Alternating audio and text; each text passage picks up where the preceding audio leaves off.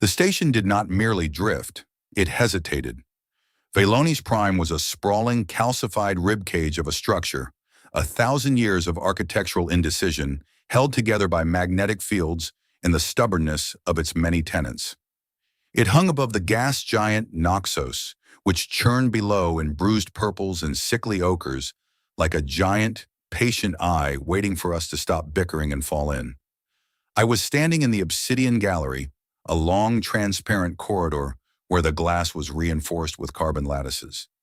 I had been there for 27 minutes.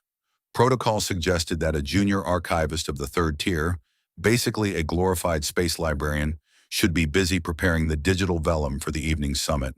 However, there was no regulation against staring at the void when you felt like your heart was trying to vibrate its way out of your rib cage. I reached into my pocket. My thumb traced the sharp, cold edge of the data crystal hidden there. It was a standard issue memory unit, but the data inside was a felony of the heart. It contained a high-resolution, three-dimensional capture of Princess Rin Thaloris. Not the official diplomatic portraits, but a candid fragment I'd scraped from a corrupted security feed 3 years ago. In it, she wasn't looking at a camera or a crowd. She was looking at a single dying flower in a hydroponic bay, her expressive, tapered ears tilted downward in a gesture of profound, silent grief. I carried it because it made the universe feel less like a cold equation and more like a story. Archivist Vance, if you stare any harder at Noxos, it might actually stare back, and I don't think either of us is prepared for that conversation. I didn't jump. Jumping was for people who weren't used to being caught. I simply turned, my face settling into the mask of professional boredom I'd spent a decade perfecting. It was Jax, a senior negotiator whose suit cost more than my entire apartment in the subterranean levels of Earth 2. "Just checking for atmospheric shifts, sir," I said, my voice as dry as a Martian dust storm. Consistency is the soul of documentation. Jax snorted, adjusting his cufflinks. "Save the jargon for the Ethel. They love that crap. They're arriving in 5 minutes, which means they'll be here in 15, because apparently, being a higher evolved species gives you the right to treat time like a suggestion rather than a constant. They have lived through 5 solar collapses, sir," I reminded him. "A few minutes is a rounding error to them." "Well, we haven't, so straighten that collar.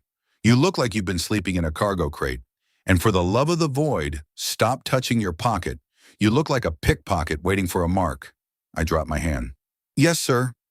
The reception began with the characteristic lack of drama that defines the Ethel. They didn't walk through doors.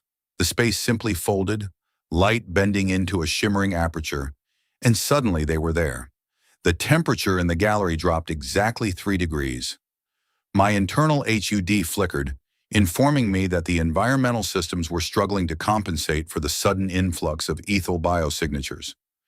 They were beautiful in a way that felt like a personal insult. 2 arms, 2 legs, faces that mirrored ours, but with a terrifying, symmetrical perfection. And then there were the ears, long, elegant, and sweeping backward into delicate points. They didn't just hear, they moved with every flicker of thought, a physical barometer of emotion. I stayed in my corner. That was the plan. Be the shadow. Be the chair. Be the man who records the history that others make. Then she stepped through the light. Rin Thaloris didn't command the room. She simply made the room realize it was hers. Her gown was made of woven light filaments that shifted from silver to a deep oceanic blue as she moved. Her ears were adorned with thin bands of gold, but it was her eyes that stopped my breath. They were the color of a star just before it goes supernova, violent, beautiful, and ancient. She moved through the crowd of dignitaries like a knife through silk. Each diplomat she passed seemed to stagger slightly, overwhelmed by the resonance the ethel projected. It was said they could see the paths of your life just by standing near you. I felt the familiar weight in my pocket. My hand twitched. I looked down at my boots. They were polished. They were real. They were grounded. Crisis postponed. The evening was a blur of high-level pleasantries and drinks that tasted like fermented ozone. I hovered at the edge of the circle, my digital pad recording the meaningful silences and strategic nods. I watched Rin from a distance, noting how her ears flicked toward anyone who spoke, a sign of intense, almost surgical focus.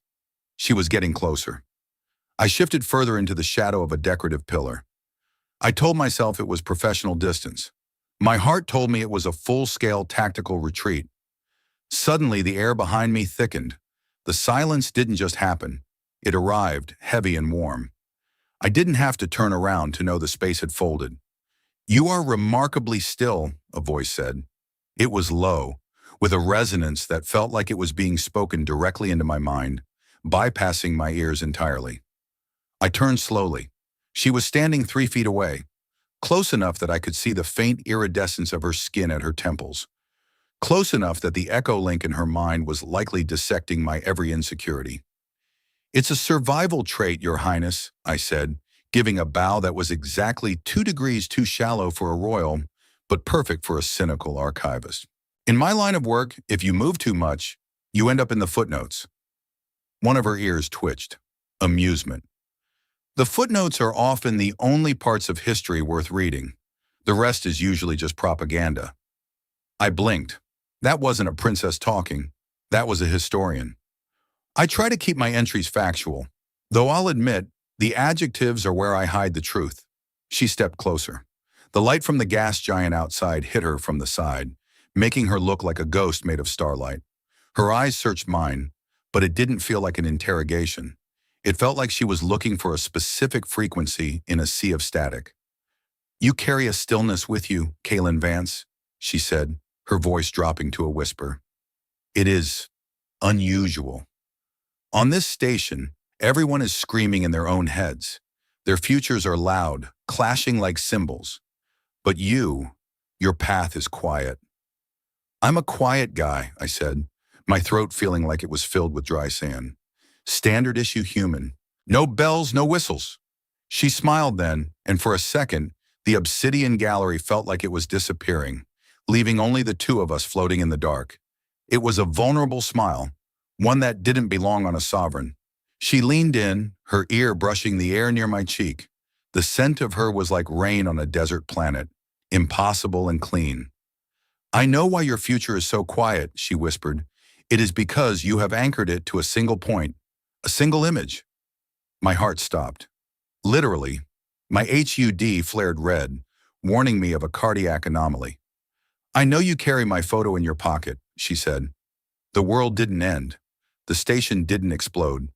But as she pulled back, her eyes locking onto mine with a terrifying clarity, I realized that my ordinary invisible life had just become a catastrophic science fiction problem. I woke up at 0400 hours to my implant screaming about emotional inefficiency. It was a polite way of saying I'd spent the last 4 hours staring at the ceiling of my bunk, replaying the princess's words until they lost all meaning and became just a rhythmic thrum in my skull. "I know you carry my photo in your pocket." "Shut up," I muttered to the air. My implant, a Model 7 Cortex bridge that was more sarcasm than software, chirped back a notification. "Stress levels at 84%. Recommend immediate administration of sedative or a very long walk in a short corridor." "Option 3, I said, swinging my legs off the bed. "A very large coffee and a complete denial of reality." I checked my pocket. The crystal was there. It felt like it was made of lead now, a 1,000-kilogram weight of digital evidence. How had she known? The Ethel were sensitive to probability, yes, but this was specific. This was personal. I spent the morning in the archives, buried under 300 years of trade agreements between the Standards and the Ethel. I was looking for precedents. Had an Ethel princess ever spoken to a human grunt? Had anyone ever been executed for having a crush on a sovereign who could see the heat death of the universe? "You're sweating on the vellum, Vance. That's a fine for property damage."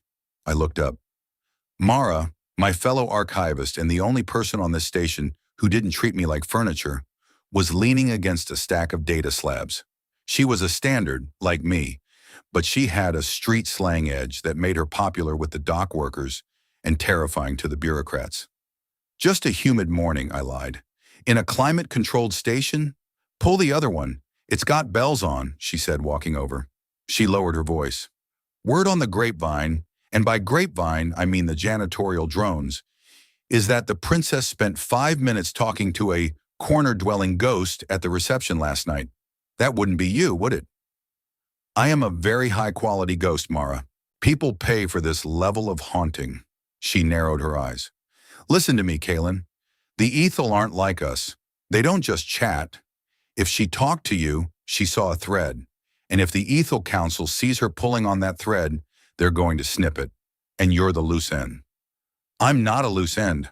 I'm a footnote. We established this. Footnotes get erased first, she snapped.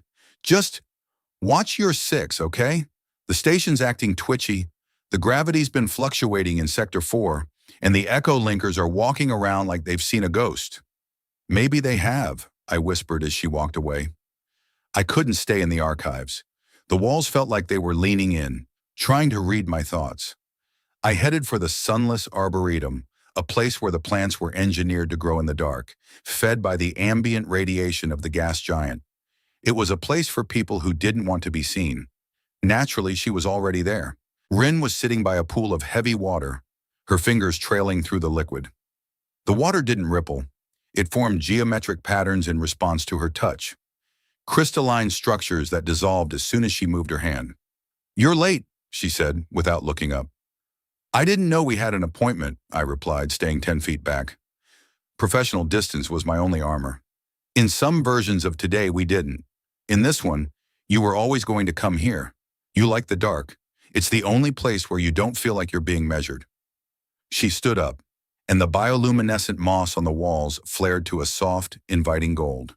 Her ears were relaxed now, sloping gently backward. She looked tired.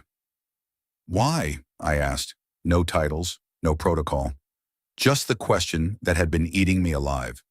Why notice me? There are generals here. There are poets. There are people who actually matter to the peace treaty. She walked toward me, her steps making no sound on the moss. Because they are all playing parts, Kaylin. They are all trying to be the best version of their own futures. They are loud. Their ambitions, their fears, their great destinies. It's all so much noise. She stopped inches from me. I could see the tiny golden bands on her ears. But you, she said, her voice soft, you carry a quiet devotion. You don't want anything from me. You don't want a treaty or a trade route or a drop of ethel blood to extend your life. You just look at me. When you think no one is watching, you look at that image in your pocket and you feel a kindness that I haven't sensed in 100 years. I felt a flush of heat crawl up my neck. It's just a photo, Rin. I'm a fan of the aesthetics. Don't lie, it's beneath you, and it's useless against me. Her ear flicked. I see 10,000 futures every time I blink. In almost all of them, I am a symbol, a pillar of the Thalorus line. I am respected, feared, and utterly alone. She reached out, her hand hovering near my chest, right over the pocket. But in the version of the future where you are standing in the corner, she whispered, I am just Rin. And that is the only future that doesn't feel like a prison. I looked at her, really looked at her, and the sarcasm died in my throat. I saw the weight she carried, the weight of knowing every outcome, every tragedy, every boring inevitability. I'm a junior archivist, I said, my voice cracking. I lose my socks. I forget to hydrate. I am the definition of a science fiction problem waiting to happen. She laughed, and it was the most human sound I'd ever heard on Valenus Prime. Then let's be a problem together, Kaylin Vance. I didn't answer. I couldn't. Instead, I reached into my pocket, pulled out the data crystal, and held it out to her. My hand was shaking. I should probably give this back, I said. It's a security breach, technically. She didn't take it. Instead, she covered my hand with hers, pressing the crystal back against my palm. Her skin was warm, vibrant with life. Keep it, she said. In the futures where we don't make it, I want to know that at least one person is remembering me quietly. As we stood there in the golden glow of the moss, the station's alarm chimed, a cheerful, synthesized sound that announced the next phase of negotiations. It was the sound of the real world calling us back to our roles. I tucked the crystal away. My pocket didn't feel heavy anymore. It felt like an anchor. I have to go, she said, her ears sharpening as she sensed her guards approaching. The council is already suspicious. They see a null zone whenever I am near you. They don't like things they can't predict. I'll be in my corner, I said, regaining my smirk. I've got brand loyalty. She smiled, a quick secret thing, and vanished into a fold of light just as the doors hissed open. I stood alone in the arboretum, my heart racing at a speed that would definitely earn me a reprimand from my implant. I looked at my hands. I looked at the dark. Well, I whispered to the empty room, I guess I'm not just a footnote anymore. The transition from being a ghost to being a target happened with the subtle, terrifying grace of a predator adjusting its grip.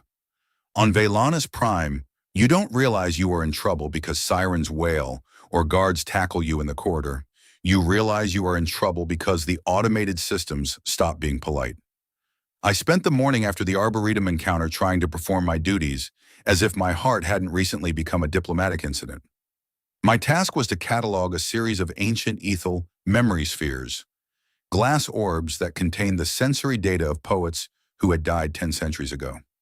It was supposed to be a quiet, dusty job, but the archives were acting up.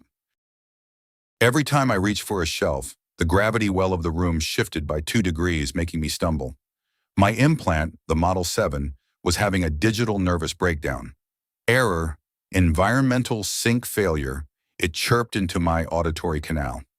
Probability density in your immediate vicinity is exceeding standard safety parameters by 40%. Recommend you bug out and find a null-shielded zone immediately. I'm just filing, 7, I muttered, steadying myself against a cooling rack. Filing isn't a high-risk activity unless you count paper cuts, and we don't even use paper anymore. Correction, the AI snapped. You are currently a statistical anomaly. The station's central brain is trying to calculate your trajectory, and it keeps getting divide by 0 errors. You're giving the building a headache, Vance. I ignored it and kept working. But then I saw him. Standing at the far end of the long, arched corridor of the archives was an ethel I didn't recognize. He wasn't like the diplomats. He wore a suit of matte black scales that seemed to swallow the light around him, and his ears were not tapered and elegant like Rin's. They were jagged, scarred, and fixed in a forward-facing position of hyper-alertness. He was a seeker, the ethel's version of internal affairs, only with the added bonus of being able to read your heartbeat from across a room. I didn't wait for him to approach. I've lived long enough in the shadows to know when a shadow is coming for me. I tucked a memory sphere into my satchel, purely by accident, I told myself, and slipped through the service hatch behind the biofilters. The service tunnels were narrow, smelling of recycled air and the metallic tang of the station's blood, a synthetic lubricant that kept the folding joints of the station moving. I moved quickly, my boots echoing in a way that made me feel exposed. Mara, I whispered into my comms unit. You there? I've got a tail, a black suit. Looks like he's got a stick up his exhaust port. Copy that, Ghost, Mara's voice came through, crackling with static. You've stirred the hive, Kalen. I told you those ears don't play. The seeker you're seeing is likely part of the Echo Guard. If they catch you, they won't just interrogate you. They'll scrub your resonance until you don't even remember your own name. Where are you? Near the heat exchangers in Sector 9, I said, sliding down a maintenance ladder. I'm heading for the sunless arboretum. It's the only place where the sensors are soft. Bad move, Mara hissed. That's where they'll expect you. Bug out toward the cargo docks. It's messy, loud, and full of standards. Even an ethel can't find a needle in a haystack if the haystack is shouting and throwing crates. I can't, I said, stopping for a breath. I have something I need to check. I reached the arboretum 10 minutes later. The moss was still glowing that soft, defiant gold, but the air felt charged, as if a storm was brewing in the vacuum of space. Rin wasn't there, but the heavy water pool was agitated, the geometric patterns shifting into jagged, chaotic shapes. I walked to the edge of the water. I took the data crystal from my pocket, the one with her image, and held it over the surface. I know you're watching, I said to the empty room. The seeker, the gravity shifts. You're trying to see what I'll do next. The water suddenly froze, not into ice, but into a perfect, glassy mirror. They are not just watching, Rin's voice said. She didn't appear in a fold of light this time. Her voice seemed to vibrate out of the moss itself. They are testing the anchor. They believe that if they can prove you are a variable of chaos, they can justify your extraction for the good of the continuity. Continuity is a fancy word for a script, I said, looking at my reflection. I looked tired. I looked ordinary. I never liked scripts. I always forget my lines. That is why you are dangerous, Kaylin. She appeared slowly, her form shimmering into existence beside me. She looked distressed. Her ears were pinned back, a sign of extreme internal pressure. The ethel civilization is built on the certainty of the path. We have avoided wars, famines, and collapses because we see them coming. We are a race of observers. But you, when I am near you, the paths disappear. The noise stops. It's just now. Is now so bad? I asked. She reached out, her fingers brushing the data crystal in my hand. It is terrifying, and it is the only thing I have ever wanted. We stood there for a long time. Two people who shouldn't exist in the same sentence, let alone the same room. I realized then that my invisibility wasn't a defect I had to overcome. It was a shield. Because I didn't care about the great destinies or the stellar collapses, I was the only person who could see Rin as a person instead of a prophecy. But the moment was shattered when the doors to the Arboretum didn't just open, they were liquidated. The metal turned to dust in a second, and the Seeker stepped through, his black-scaled suit humming with lethal intent. "Princess," the Seeker said, his voice like grinding stones, "the Council of Seers has determined that this standard is a parasite upon your resonance. You are drifting from the mandated path. This anomaly must be neutralized."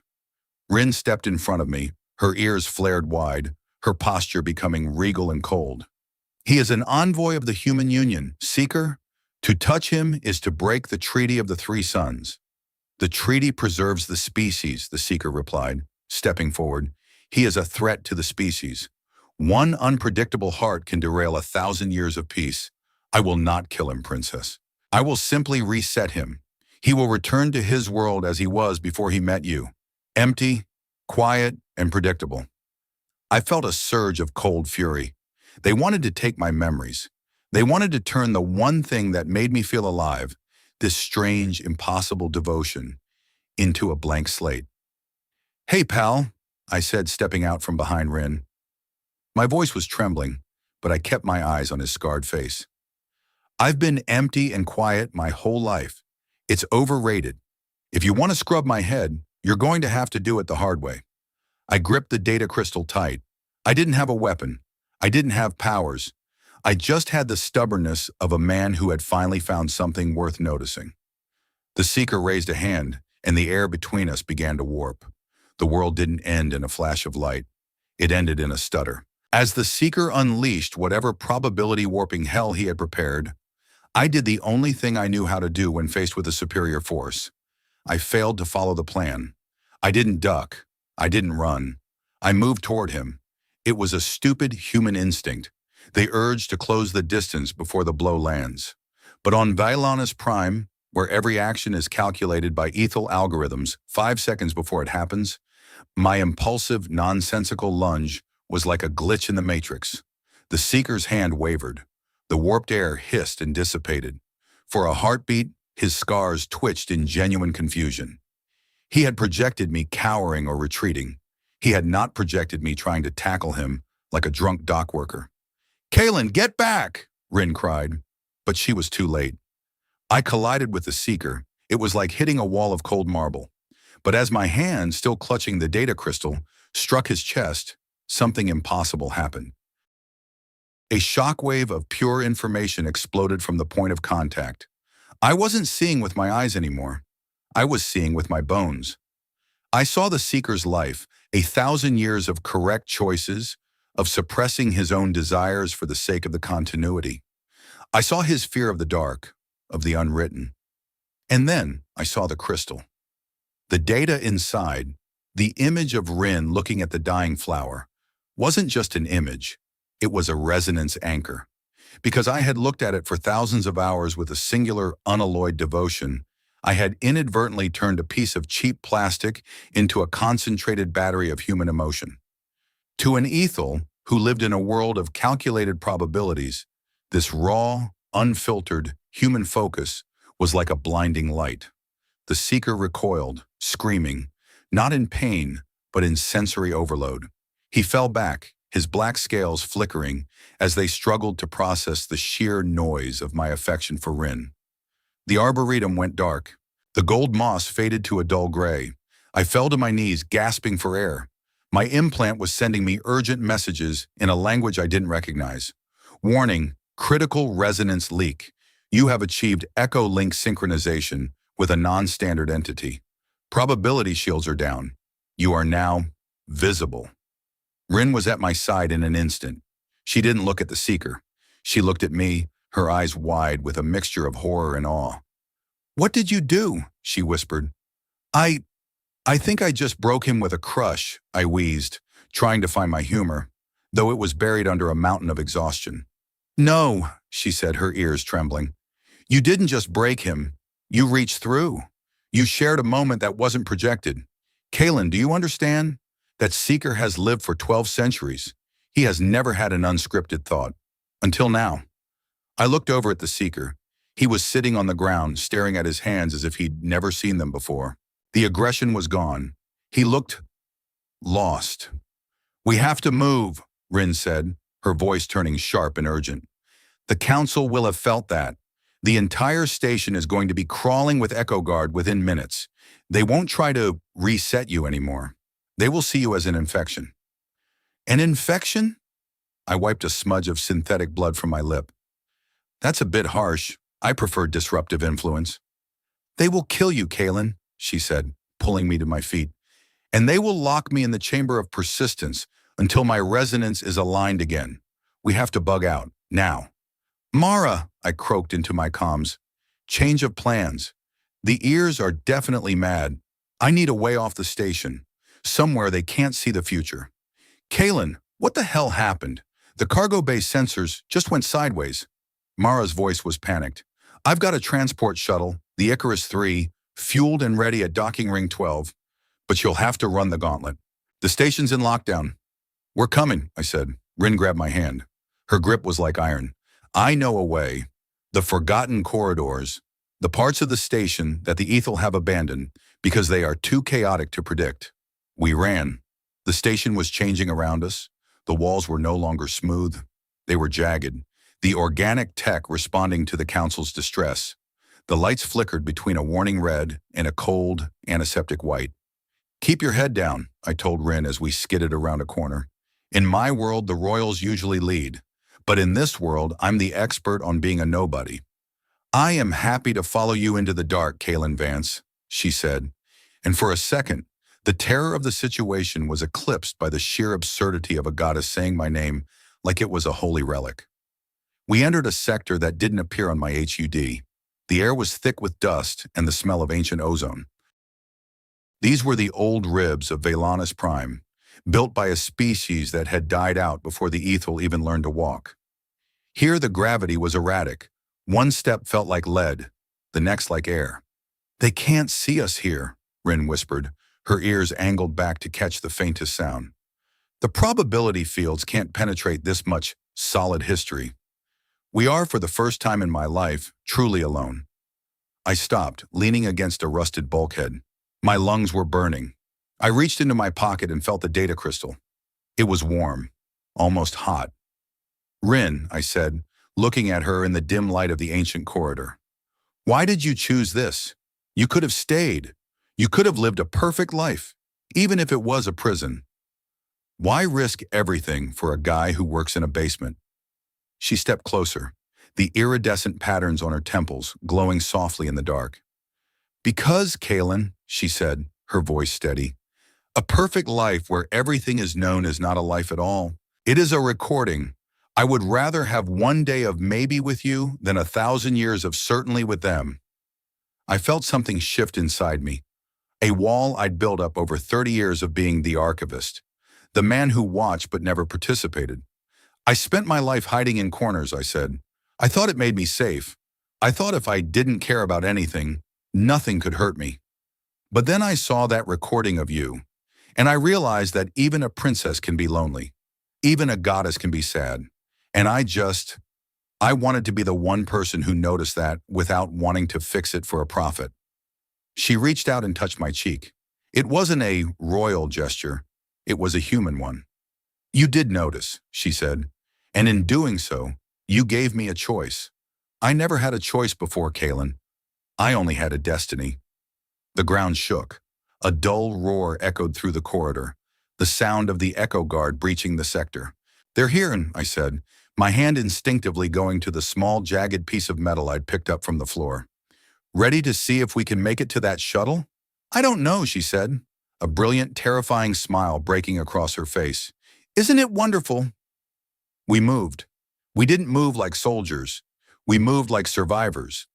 As we approached the cargo docks, the noise became deafening. The station was screaming now, a mechanical wail of a structure being torn between two realities. We saw the Icarus III at the end of the pier, its engines humming with a beautiful, standard-issue vibration.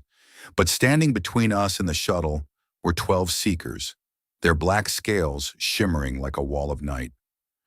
End of the line, Archivist, their leader said. It wasn't the scarred one from the Arboretum, but someone colder, older. The princess returns to the court. You return to the void. I looked at Rin. She looked at me. Hey, I whispered, I've got a joke for you. Now? She asked, her ears twitching with amusement despite the 12 lethal aliens in front of us. What do you call a human who stares at a princess until the universe breaks? I don't know, she said. A variable, I said. I didn't lunge this time.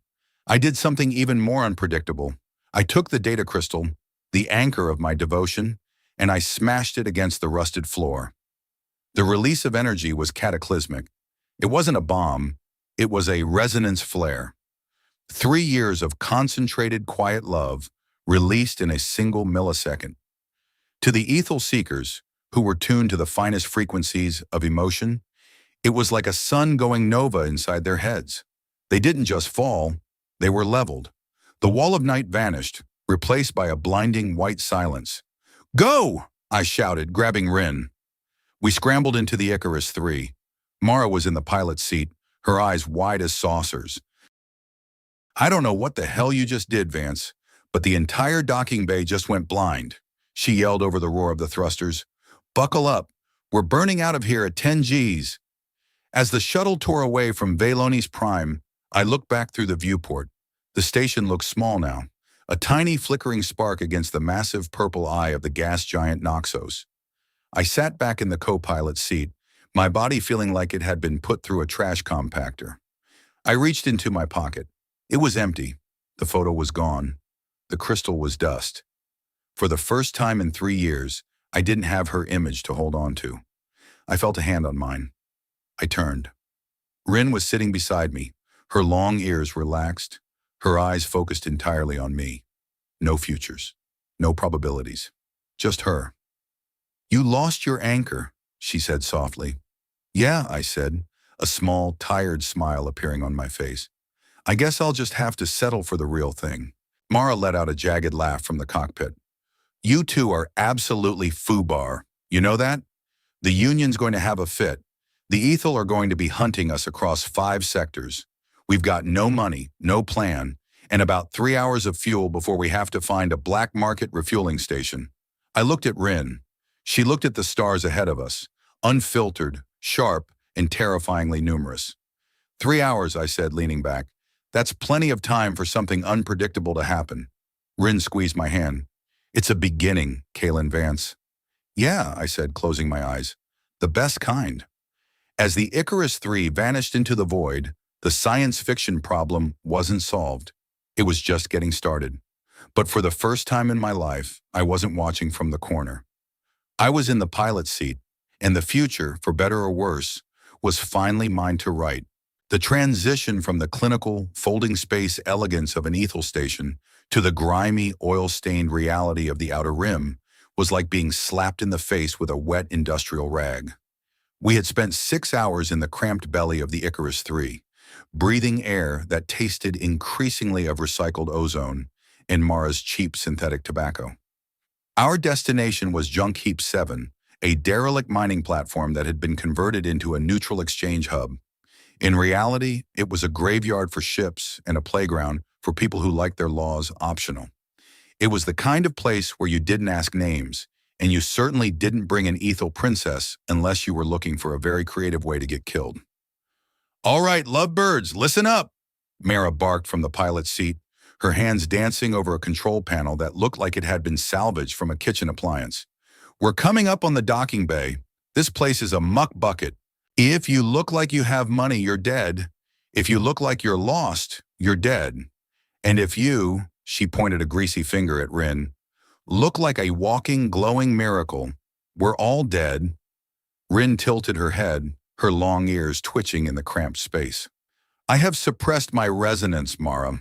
To most sensors, I should appear as a standard with a minor genetic deformity. Yeah, well, your minor deformity is 5 inches of elegant ear and a face that belongs on a cathedral wall, Mara grunted. Put the hood up. And Kaelin, for the love of the void, stop looking like you're about to puke. You're supposed to be a scrapper. Be gritty. Be mean. Try to swear or something. I can do mean, I said, adjusting the heavy, grease-stained poncho I'd found in the cargo hold. I once wrote a very sternly worded letter to the archives board about the quality of the digital ink. We're doomed, Mara sighed. The Icarus III groaned as it entered the docking pressurized field. Junk Heap 7 was a chaotic mess of rusted iron and neon lights, a hollowed-out asteroid that hummed with the sound of 1,000 illegal generators. As the airlock hissed open, I felt the immediate shift. The air was heavy, smelling of burnt fuel and unwashed bodies. This wasn't the architecture of paranoia of Valenus Prime. This was the architecture of desperation. Keep your head down, I whispered to Rin, grabbing her hand. Her skin was still warm, but I could feel the tension in her fingers. For someone who could see the future, this place must have been a sensory nightmare. A million messy, short-term lives colliding without any grand plan. We moved through the promenade, a winding street of metal stalls selling everything from pre-collapse microchips to questionable meat on a stick.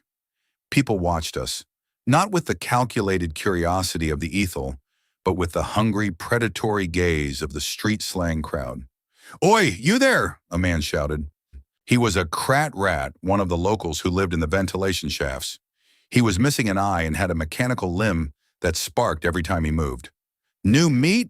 You look like you've got credits burning a hole in your pocket. Bug out, scud, Mara growled, stepping between us and the man. She tapped the heavy kinetic pistol holstered at her hip. We're just here to see the broker. Move, or I'll help you find your other eye. The man spat on the floor but backed away, muttering something about standards who think they're hot stuff. We reached the broker's den, a reinforced bunker at the heart of the station. The broker was a man named Silas, a standard who had spent 40 years building an empire out of garbage. He was the only one who could get us the null passes we needed to disappear into the deep rim. The interior of the den was filled with screens showing 100 different sectors. Silas sat behind a desk made from the wing of an old starfighter. He was 65 years old with skin like cracked leather and eyes that had seen too many betrayals to be surprised by anything. Mara, Silas said, his voice a gravelly rumble, I heard you burned a bridge at Valenus. People are saying the ethel are offering 100,000 marks for a human archivist and a very special guest. People talk too much, Silas, Mara said, leaning on his desk. We need a jump map and 2 null passes. Clean ones. No backdoor codes that the seekers can trace. Silas looked at me, then his gaze moved to the hooded figure beside me. Rin remained perfectly still, her ears tucked beneath the heavy fabric. 100,000 marks is a lot of money, Silas mused. I could buy a whole new sector for that kind of scratch. Why should I help a ghost and a girl who doesn't even show her face? I stepped forward. This was the moment. The archives Kaelin would have looked at his feet and waited for the adults to talk. But that guy was dead, buried under the rubble of the arboretum. Because, I said, my voice surprisingly steady, if you sell us out, the ethel will come here to collect. And they don't like witnesses, Silas. They'll reset this whole station just to make sure the secret doesn't get out. You'll be rich, sure. You'll be the richest man in a pile of ash. Silas chuckled, a dry, rasping sound.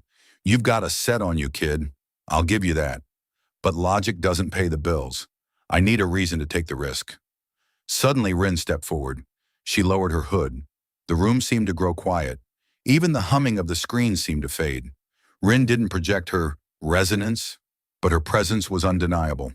She looked at Silas, her star-colored eyes boring into his soul. "I have seen your future, Silas," she said softly. Silas stiffened. "I don't believe in that voodoo crap." "In 5 minutes," Rin continued, ignoring him, "your second in command, the one you call Jaxor, will walk through that door. He has already accepted a bribe from the Echo Guard. He has a neural trigger in his pocket. He intends to kill you and take your place." Silas froze.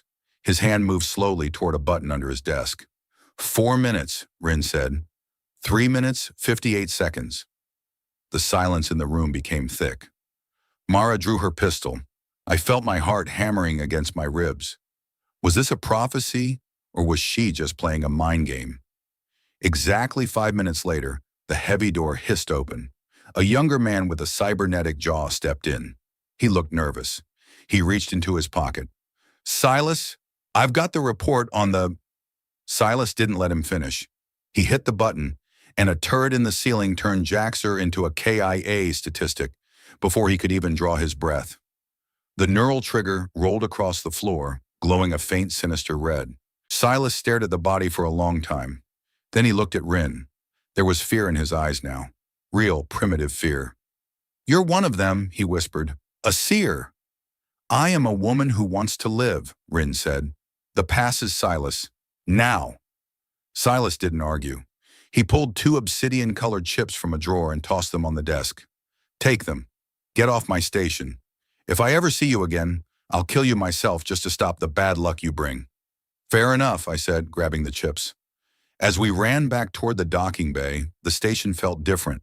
The desperation had turned into panic. Alarms began to chime, not the polite ethel ones, but the screaming, guttural claxons of a station under attack. "They're here!" Mara yelled, her boots clattering on the metal grates. "The Seekers! They must have tracked the resonance flare from the shuttle's exit." We reached docking ring 12, but the Icarus III was already surrounded. 6 ethel Seekers in their matte black suits were standing in front of the airlock, but they weren't attacking. They were waiting, and in the center of them stood the scarred Seeker from the Arboretum, the one I had broken with the crystal. "Kalen Vance," he said. His voice was different now. It didn't sound like grinding stones.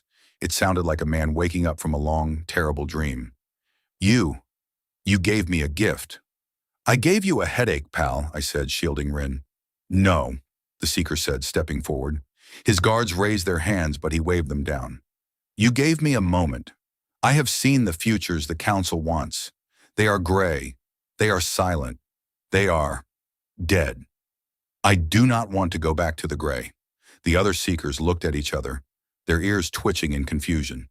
This was a variable they hadn't projected. "Let them go," the scarred Seeker commanded. "Sir?" one of the guards asked. "The continuity mandate requires—" "The mandate is a lie." "Nyubber," the Seeker roared. "Look at them. They are choosing their own path. Can you not feel the resonance of it? It is louder than any prophecy." In the chaos of the Seekers' rebellion, we scrambled into the Icarus III. Mara slammed the hatch shut and initiated the emergency burn. As we tore away from Junk Heap 7, I saw the scarred Seeker through the viewport. He was standing his ground against his own men, his black suit flickering with light as he fought to give us a few more seconds of maybe. "He's not going to make it," Mara whispered, her voice uncharacteristically soft. "He chose his future," Rin said, her eyes wet with tears. For the first time in 1,200 years, he made a choice that wasn't scripted. It was beautiful. I sat back, my hand trembling. We had the null passes. We had a path into the deep rim. But the cost was rising. 1 life for a few hours of freedom. I looked at Rin. She was staring at the empty space where the station had been. "Is this what it means to be human?" she asked. "To lose the people who help you?" "It means that every choice matters," I said, reaching for her hand. "Because we don't know the end of the story, the middle becomes everything." We were safe for now, but as we drifted into the dark, I realized that the humanistic theme I'd been hiding behind wasn't just a comfort, it was a burden. To be free meant to be responsible for the chaos you left behind, and the universe was just getting started with us. The deep rim was a place where the stars were spread thin, like salt on a black velvet tablecloth. It was a silent, lonely territory where the ethel's probability networks began to fray and dissolve. For 3 weeks, we lived in the belly of the Icarus III, drifting through the void zones to avoid detection. But the silence was not peace, it was a test. Life on a shuttle is a series of small victories over entropy. You celebrate the water recycler not breaking. You celebrate finding a tube of synthetic protein that doesn't taste like floor wax. You celebrate the fact that you didn't wake up screaming from a nightmare about seekers. Mara was in a foul mood. The stress of being the galaxy's most wanted pilot was wearing her down. She spent most of her time in the engine room, swearing at the quantum fold engine in a dialect of military slang that was 90% profanity and 10% engineering. "We're foobar, Kalen!" she shouted from the depths of the ship one afternoon. "The fuel cells are at 20%. We're leaking coolant like a bleeding pig, and we don't have enough credits to buy a cup of joe, let alone a new reactor core." I walked into the cockpit where Rin was sitting. She spent hours staring out the viewport, her ears perfectly still. She wasn't looking at the stars, she was looking at the nothing. "How are you holding up?" I asked, handing her a cup of lukewarm tea. "I am quiet," she said. "The noise of the futures has faded. Out here, there is no plan. There is only the now. It is heavy, Kalen." I sat beside her. "Yeah, now is a lot of work. That's why humans invented nostalgia and anxiety. It's our way of avoiding the present." She looked at me, her star-colored eyes reflecting the dim lights of the cabin. "I feel the weight of the Seeker, and Silas's man, and the people on the station. They are all variables because of me, because I chose to follow a ghost into a corner." "You didn't make them choose, Rin," I said, trying to believe it myself. "They saw something in you, in us, that they wanted for themselves." "Freedom isn't free. It's a cliche, I know, but it's true. It costs the comfort of knowing what happens next." "But what if what happens next is a dead end?" she asked. "What if my choice leads us only to a cold death in the dark?" That was the turning point. The moment where the romanticism of our escape met the cold, hard reality of survival. I didn't have a joke for this. I didn't have an archivist's footnote to explain it away. "Then at least it was our death," I said. "Not theirs." The conversation was interrupted by a violent jolt. The ship groaned, and the lights flickered to a sickly emergency red. "Kalen, get in here!" Mara screamed. I ran to the cockpit. The main view screen was filled with a massive, pulsing light. It wasn't a star. It was a rift gate, an ancient ethel structure used for crossing the void, and it was active. "Someone's pulling us in!" Mara yelled, fighting the controls. "It's a tractor beam, but it's organic. It's the Council." "No," Rin said, stepping into the cockpit. Her ears were pinned back, her face pale. "It is not the Council. It is the continuity mandate itself. The station, it's not just a building, Kalen. It's an entity, and it's coming to reclaim its anchor." Out of the rift, a massive, rib-like structure began to emerge. It was a void cruiser, a ship made of the same bone-white material as Velonis Prime.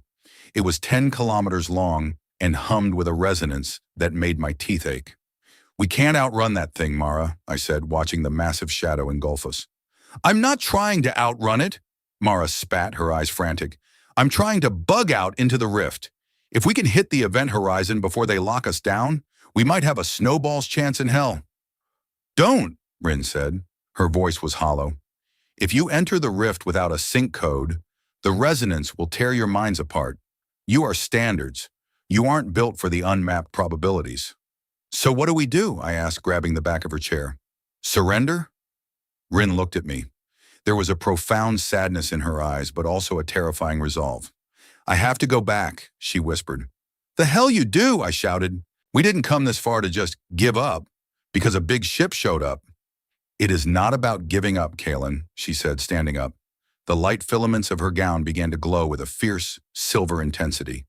"If I stay, they will destroy this ship. They will kill Mara. They will reset you until you are nothing but a shell. But if I return, I can bargain." You can't bargain with a script, Rin, I was shouting now, my heart breaking in my chest. They'll lock you away. They'll turn you back into a symbol. I am already a symbol, she said, her hand touching my cheek. But now I am a symbol that has been seen. That cannot be undone. Even if they scrub my memories, the resonance of what we did will remain in the fabric of the station. I am the infection, Kalen, and the only way to save you is to spread it. I won't let you, I said, but my voice was weak. You told me that being ordinary was your strength, she said. Use it. Disappear. Go back to the rim. Find a corner. And know that somewhere, in the heart of the Ethel Empire, there is a queen who carries your image in her mind. She didn't wait for my answer. She walked toward the airlock. Rin, wait. She turned one last time. Her ears were relaxed, almost smiling. I once asked you what you call a human who stares at a princess until the universe breaks. You said a variable. You were wrong, Kalen. What am I then? I asked, the tears finally falling. You are the writer, she said. Now write yourself a good life. The airlock hissed. Before I could reach her, a burst of light engulfed the corridor. When it faded, she was gone. The void cruiser didn't fire. It didn't pursue. It simply turned, its massive ribs folding back into the rift, and vanished.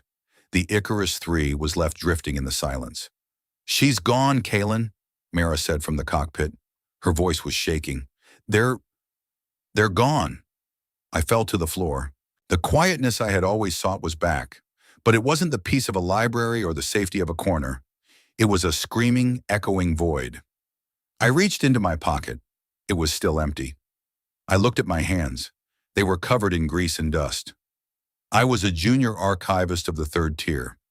I was a standard-issue human with no powers and no future. But as I sat there in the red light of the dying shuttle, I realized something. Rin hadn't just saved my life. She had tested my humanity. She had shown me that the cost of being seen is the pain of being left behind. And she had given me a choice. I could go back to being a ghost. I could find a new corner, a new name, and live a predictable life until the end of my days. Or I could do what she asked. I could become the writer. I stood up, wiping my face with my sleeve. I walked into the cockpit and sat in the co-pilot seat. Mara, I said, my voice cold and sharp. Yeah, Ghost? She asked, looking at me with red-rimmed eyes. How much fuel did you say we have? 19%. Why? Set a course for the Synaptic Union territories, I said. There's a black market news net there that covers the entire galaxy. They're always looking for a good story. What are you talking about? Mara asked. If the Ethel want a continuity, I said, staring into the dark, then I'm going to give them a plot twist.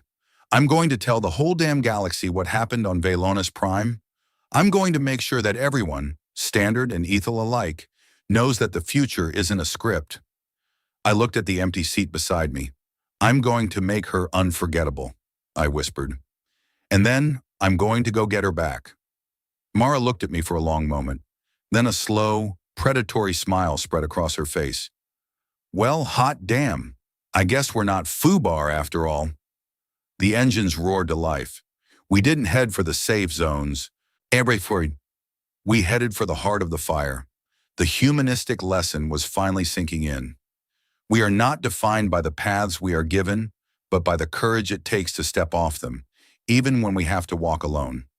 The universe was about to find out just how loud a ghost can be.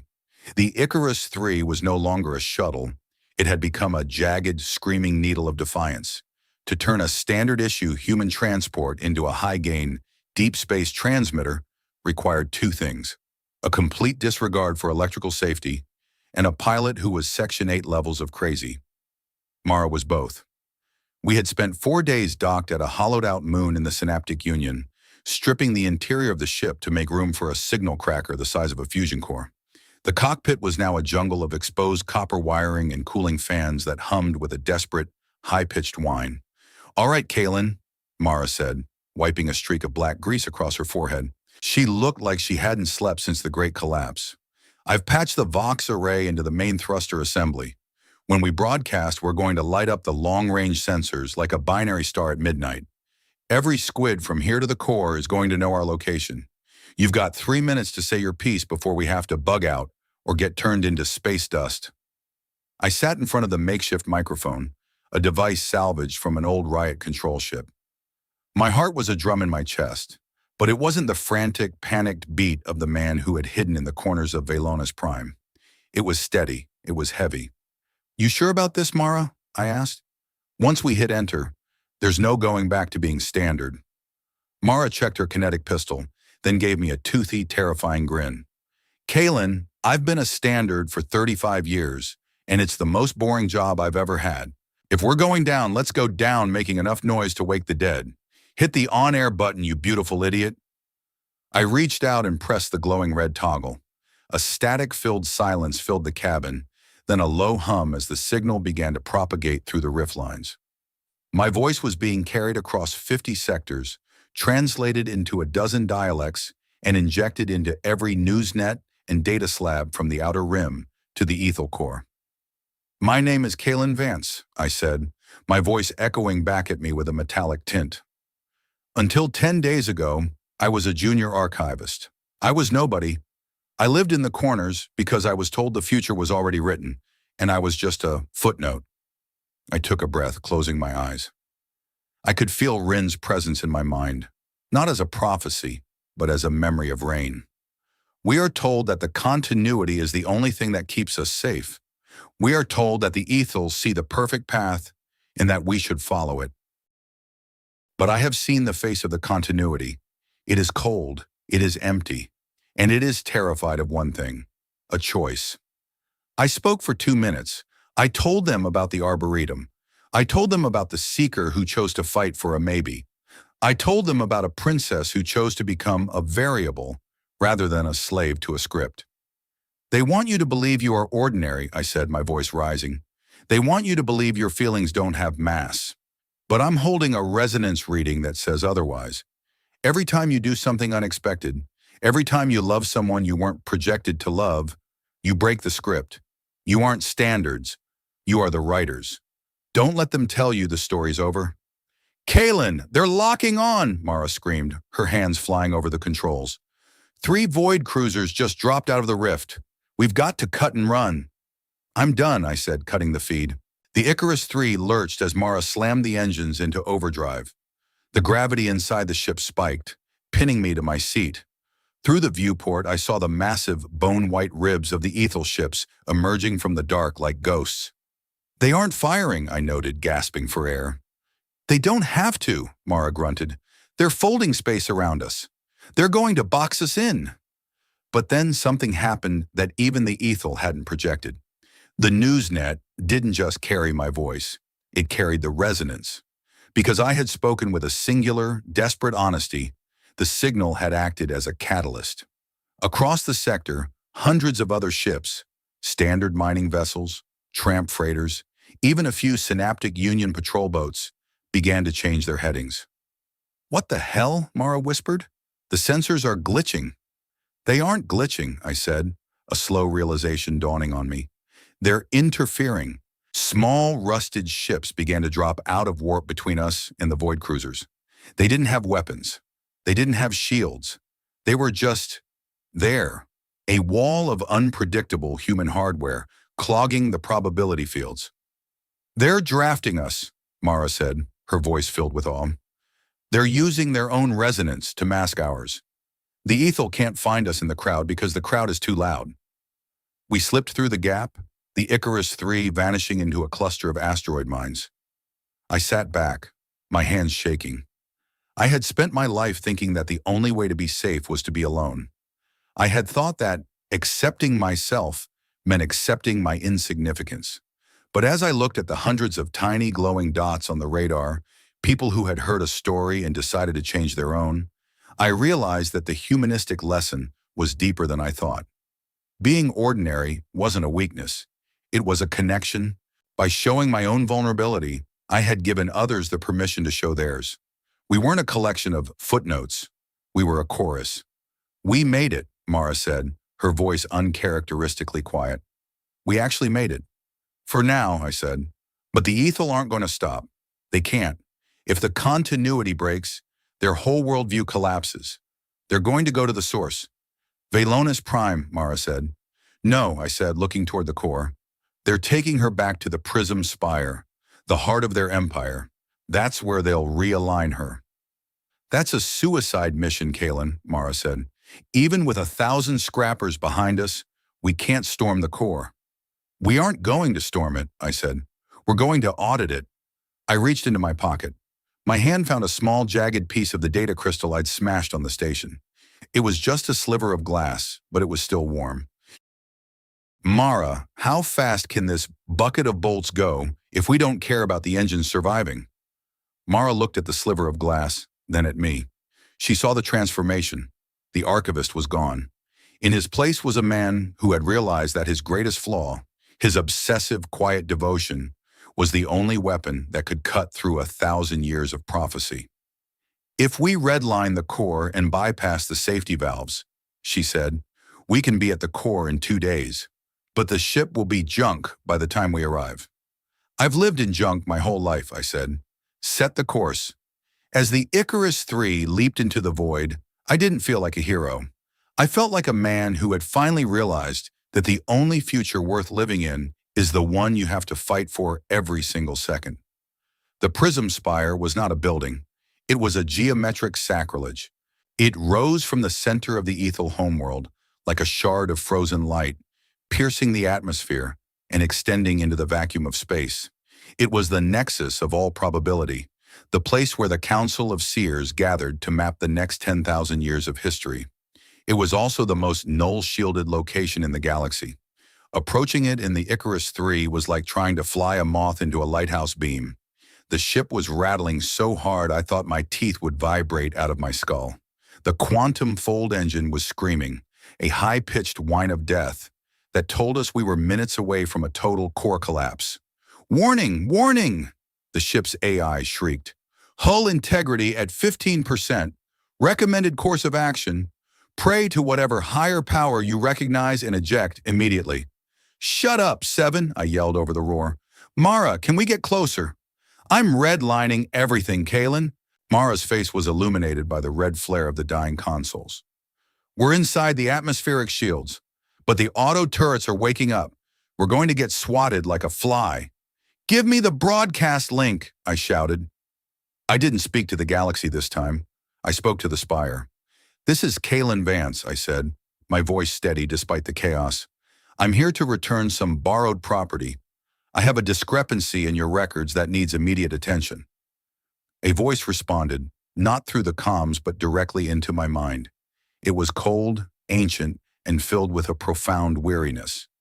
Archivist, you have caused enough dissonance. The princess is being aligned. The continuity will be restored. Your presence here is a statistical impossibility that we are about to correct. I've been told I'm an impossibility before, I said, looking at the spire as it loomed over us. But I've got something you don't have. I've got weight. I turned to Mara.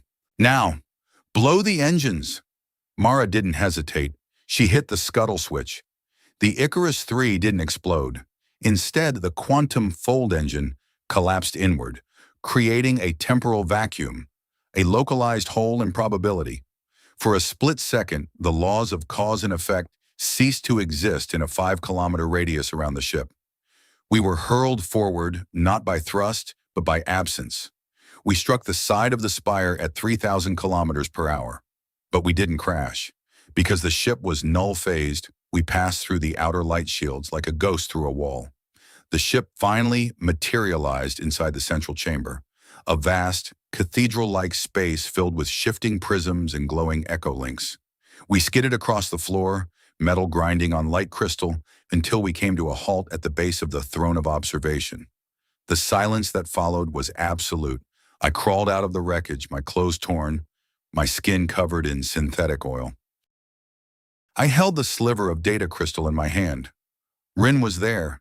She was suspended in a cage of pure logic, her ears pinned back by metallic bands, her eyes clouded with a gray mist. Surrounding her were 12 seers, their white robes flowing in a wind that didn't exist. You survived, one of the seers said. His voice was filled with genuine confusion. Our projections said there was 0 chance of the Icarus III breaching the prism shield. Your projections forgot one thing, I said, limping toward them. And what is that?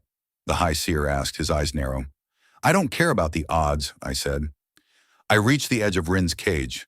The seers raised their hands, preparing to reset me, to turn me into a memoryless husk.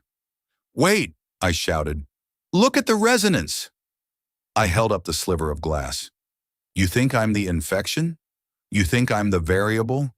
You're wrong. I'm just the mirror. I pressed the sliver of glass against the logic cage. The resonance didn't explode this time. It flowed. The 3 years of quiet devotion, the memory of her looking at the flower, the sound of her laughter in the arboretum, it all poured into the cage. But it wasn't just my feelings. It was hers. The logic cage was built to withstand force. It wasn't built to withstand mutual recognition. As my memories touched hers, the gray mist in Rin's eyes began to clear. She looked at me, and I saw the princess dissolve. I saw the sovereign fade. I saw Rin. Kaelin, she whispered. The spire began to shake. The prisms around us began to crack, their perfect angles shattered by the sheer chaos of two people seeing each other without a script. The continuity, the High Seer screamed. It's unraveling. No, Rin said, her voice growing stronger. She stood up, and the metallic bands on her ears snapped like dry twigs. It's ending. She stepped out of the cage, her gown flaring with a light that was no longer silver, but a vibrant, messy gold. She took my hand, and for a moment the entire spire went silent. The humanistic climax was here. It wasn't a battle of lasers or fleet maneuvers. It was the moment of absolute acceptance. I looked at the seers. I looked at the prism spire. I looked at the perfect future they had spent 1,000 years building. And then I looked at Rin. I'm still terrified, I said, the words a confession and a covenant. So am I, she said, her ears twitching with a joy that defied all projection. And that is why we are going to win. The spire didn't collapse. It transformed. The rigid lines of probability began to curve. The gray futures were flooded with color. Across the Ethel Empire, the mandate was being replaced by a question. The turning point was complete. I was no longer the man in the corner. I was the man standing at the center of the storm, holding the hand of the woman I loved, while the universe waited for us to decide what happened next. Mara, I shouted over the sound of the world changing. You still got those null passes? Mara emerged from the wreckage of the shuttle, her face covered in soot but her eyes bright with triumph. Kaelin, we don't need passes where we're going. And where are we going? Rin asked. I looked at the stars, which were no longer mapped or mandated. To the next page, I said. As the prism spire began to broadcast a new kind of resonance, one of maybe and perhaps, I realized that the humanistic lesson was finally complete. The most extraordinary thing about being human isn't our ability to see the future. It's our ability to face it, terrified and ordinary, and choose to walk into it anyway. We were the variables, and the story was finally ours. The aftermath of a broken eternity is surprisingly quiet. When the prism spire's rigid logic finally fractured, it didn't collapse into a pile of rubble. It simply softened. The bone-white walls, once cold and unyielding, began to pulse with a faint, warm amber light. The 12 seers did not vanish or explode. They sat on the floor, their hands open, their expressive ears drooping in a state of profound sensory shock. They looked less like masters of the universe and more like children who had just realized the bedtime story was over and the lights were still on. I stood in the center of the chamber, my boots planted firmly on the translucent floor. My jacket was scorched, my lungs burned with the metallic tang of spent oxygen, and my hand was still locked with Rin's. We were the only two things in the room that felt solid. The feedback loop is stabilizing, Mara's voice crackled through the wreckage of the Icarus III. She had climbed out of the mangled cockpit, her kinetic pistol holstered, looking around the spire with the wary eyes of a scrapper who expected a trap. The whole damn sector is glitching out, Kaelin. I'm getting pings from standard fleets and Ethel outposts alike. They're all asking the same thing. What happens now? Tell them I don't know, I said, my voice raspy but clear. Tell them that for the first time in 1,000 years, nobody knows. Rin stepped toward the edge of the throne of observation. She looked out over the Ethel homeworld. Below us, the city lights were no longer flickering in the rhythmic, calculated patterns of the continuity. They were erratic. They were messy. They were beautiful. "They are frightened," Rin whispered, her ears angled toward the city, catching the distant collective heartbeat of a trillion souls realizing they were no longer being watched. "They have spent their lives being projected. Without the script, they feel invisible." "Invisible isn't so bad," I said, walking up behind her. "It's where you get to decide who you really are." I looked at the High Seer. He was staring at the shattered remains of the logic cage. He looked at me, and for the first time there was no probability assessment in his eyes. There was only curiosity, a very standard human emotion. "You have destroyed the only thing that kept us from chaos," the seer said. "The continuity was our shield against the stellar collapses. Without it, we are just lost." "You weren't shielded," I replied. "You were just stagnant. A shield is something you choose to carry. A cage is something you're born into. You were so busy avoiding the collapses that you forgot how to live through them." Mara spat on the floor, a sharp, street slang gesture of dismissal. "Logic, pal, I've lived through 10 collapses in the outer rim with nothing but a wrench and a bad attitude. You'll survive. You might even find out you're more than a calculation."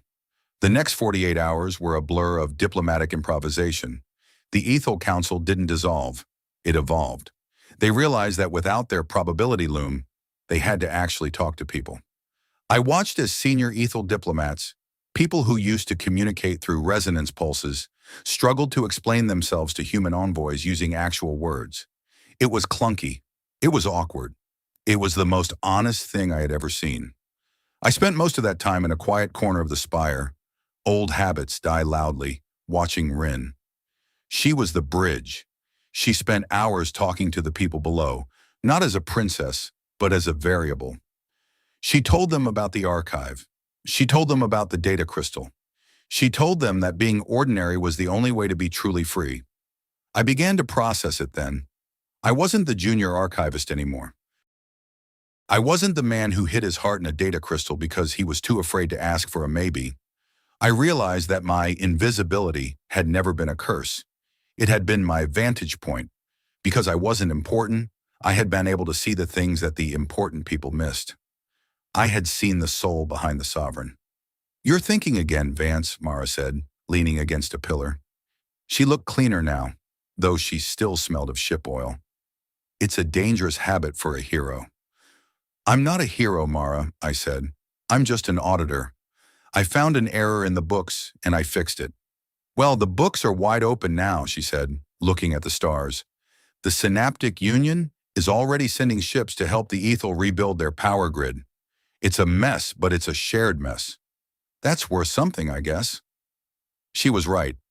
The humanistic theme wasn't about winning a war. It was about the shared vulnerability of not knowing what comes next. The Ethel were learning to be standard, and the humans were learning to be resonant. We were meeting in the middle, in that messy, unwritten space called the present. As the sun of the Ethel homeworld rose over the spire, I felt a sense of completion. The archive was closed. The continuity was dead. And for the first time in 30 years, I didn't feel the need to check my pocket. We left the Prism Spire exactly 10 days after the crash. We didn't leave in a royal cavalcade or a diplomatic cruiser. We left in a refurbished cargo liner that Mara had managed to acquire through a series of black market trades that I decided not to ask about. The ship was named the Variable One. As we cleared the atmosphere, I looked at Rin. She had traded her light filament gown for a set of standard-issue flight leathers. Her ears were unadorned, free to twitch at every sound of the ship's engines. She looked younger. She looked lighter. "Where to?" Mara asked from the pilot's seat. She didn't look back. She was too busy humming a space shanty and recalibrating the full drive. "Somewhere quiet," I said. "Somewhere with a corner." Rin laughed, and the sound filled the cabin like a resonance wave of pure joy. "No more corners, Kaelin. We have spent enough time in the shadows." She walked over to the main viewing screen and tapped a coordinate into the navigator. It was a small, unmapped planet on the edge of the deep rim. "There is a garden there," she said, "one that doesn't grow in the dark. It needs someone to notice it." I think I can manage that, I said. The transformation in me wasn't just internal. It showed in the way I walked. No longer hugging the walls, but moving with the weight of a man who owned his space. It showed in the way I spoke. No longer hiding behind sarcasm, but saying what I meant with a direct intensity. I walked over to the communications array. It was still patched into the galactic news net. I didn't send a speech. I didn't send a warning. I simply sent a single image. The view of the stars from our viewport, unfiltered and unmapped. The message I attached was simple. Write your own story. I sat down in the co-pilot seat, feeling the hum of the ship beneath me. I took a deep breath, and for the first time, I looked back on the journey without the need to archive it. Reflection passage. I remember the first time I saw her in the observation corridor of Velonis Prime. I was a man who lived in the past tense, gathering the dead words of dead civilizations because I thought they were safer than the living ones. I carried her photo like a talisman against the void, never realizing that by holding on to her image, I was keeping us both in a cage. I thought I was ordinary, and I used that as an excuse to never try, never speak, and never be seen. But the void isn't filled with monsters, it's filled with potential. I learned that self-acceptance isn't about being okay with your flaws. It's about realizing that your flaws are the glitches that make you unpredictable. My obsession, my quietness, my nervous energy, those weren't defects. They were the very things that allowed me to reach through 1,000 years of perfect logic and find the woman I loved. Humanity isn't a biological classification, it's a choice. It's the decision to stay in the room when the lights go out. It's the courage to be uncertain. I spent my life looking for a perfect ending, only to find that the only thing better than a good story is one that hasn't been written yet. I am Kalen Vance, and I am finally visible. The ship leaped into hyperspace, the stars stretching into long, brilliant ribbons of light. I looked at Rin, and she caught my gaze. She didn't need to project her feelings. I could see them in the way her ears tilted toward me, in the way she didn't look away. Kalen, she said, her voice warm and real. What are you thinking about? I was thinking about the photo, I said, a small smile playing on my lips. I spent so long looking at a two-dimensional version of you. I was so worried about losing the image that I almost missed the reality. The reality is much more difficult, she warned, leaning her head on my shoulder. Good, I said. I'm tired of easy. We sat there for a long time watching the void turn into possibility. Mara was still singing in the cockpit, the ship was still rattling, and the galaxy was still a beautiful mess. I felt a profound sense of peace, not the peace of a closed book, but the peace of a blank page. I turned my mind to the billions of people across the sectors, the standards and the ethel, all waking up to a world where they had to choose their own path. I wondered if they were as terrified as I was. I hoped they were, because terror is the first step toward genuineness. I wonder about you too.